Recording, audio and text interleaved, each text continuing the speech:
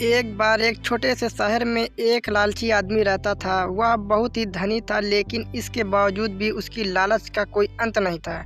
उसे सोना और कीमती वस्तुएं काफ़ी प्रिय थी, लेकिन एक बात ज़रूर थी कि वह अपनी बेटी को किसी भी चीज़ से ज़्यादा प्यार करता था। एक दिन उसे एक परी दिखाई दी। जब वो उसके पास आया तो उसने देखा कि पेड़ की कुछ शाखाओं में परी के बाल फंस गए थे। उसने उसकी मदद की और परी उन शाखाओं से आज़ाद हो गई। लेकिन जैसे जैसे उसका लालच हावी हुआ, उसने महसूस किया कि उसके इस मदद के बदले में एक इच्छा मांगकर उसकी मदद करके वो आसानी से अमीर बन सकता है। ये सुनकर परी ने उसे एक इच्छा की पूर्ति करने का मौका भी दिया। ऐसे में उस लालची आदमी ने कहा कि जो कुछ मैं छूँ वह सब सोना हो जाए। बदले में ये इच्छा को भी उस परी ने पूरी कर दी थी। जब उसकी इच्छा पूर्ण हो गई, तब वो लालची आदमी अपनी पत्नी और बेटी को अपनी इच्छा के बारे में बताने के लिए घर भागा।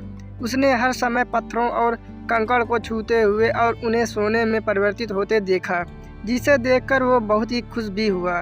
घर पहुंचते ही उसकी बेटी उसको अभिवादन करने के लिए दौड़ी।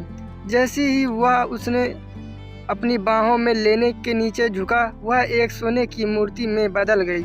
ये पूरी घटना अपने सामने देखते ही उसे अपनी गलती का एहसास हुआ। वो काफ़ी ज़ोर से रोने लगा और अपनी बेटी को वापस लाने की कोशिश करने लगा। उसने परी को खोजने की काफ़ी कोशिश करी, लेकिन वो उसे कहीं पर भी नहीं मिली। उसे अपनी मूर्खता का एहसास हुआ, लेकिन अब तक काफ़ी देर हो गई थी।